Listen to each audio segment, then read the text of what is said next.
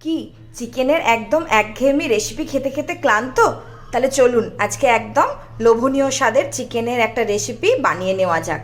দিয়ে দিলাম খুব অল্প পরিমাণে কর্নফ্লাওয়ার, স্বাদ মতো নুন, দিয়ে দেব রসুন কুচোনো, দেব আদা কুড়ে রাখা, আর দিয়ে দেব টক দই। আমি এখানে 1 কেজির মতো চিকেন নিয়েছি। খুব ভালো করে মিশিয়ে নেব মিশ্রণটা। 15 থেকে 20 মিনিট ঢাকা দিয়ে রেখে দিলাম। দিয়ে দেব কড়ায় সাদা তেল, দিয়ে দিয়েছি একটু বাটার। এরপর ম্যারিনেট করে রাখা চিকেনগুলো একটা একটা ভেজে নেব। এই সময় গ্যাসের আঁচ আমি পুরো দিয়ে রাখব, ভালো করে উল্টে নেব। আমার ভাজা হয়ে গেছে। এবার ওই কড়াতেই আমি দিয়ে দেব গোটা গরম মশলা, পেঁয়াজ কুচি ও রসুন কুচি।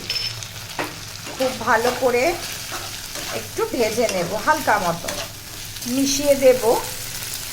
অল্প পরিমাণে চারমগজ দিয়েছি, একটা সুন্দর স্মেল আসে বলে।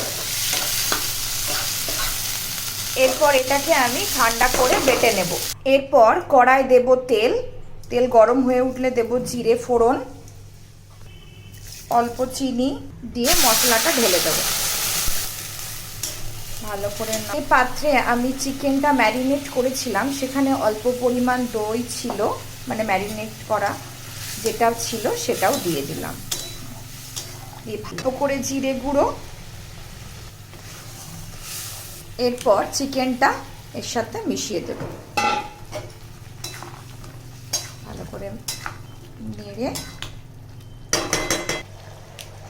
মিশিয়ে দেব একটু কাশ্মীরি লাল লঙ্কার গুঁড়ো আর অল্প গোলমরিচ, এতে গন্ধটা খুব ভালো আসে। এবার কিছুক্ষণ ঢাকা দিয়ে দেব। এই মোটামুটি 10 মিনিটের মতো রাখবো। মিনিট পর ঢাকা খুলে দেখে নেব, চিকেনটাও সেদ্ধ হয়ে গেছে। এবার দিয়ে দেব ওপরে কসুরি মেথি, দিয়ে দেব অল্প ঘি, আর দিয়ে দেব খুব অল্প পরিমাণে গরম মশলা। ভালো করে মিশিয়ে নেব। হয়ে গেছে আমার গরম গরম একদম রাজকীয় স্বাদের চিকেন। হয়ে গেছে আমার বাদশাহী চিকেন।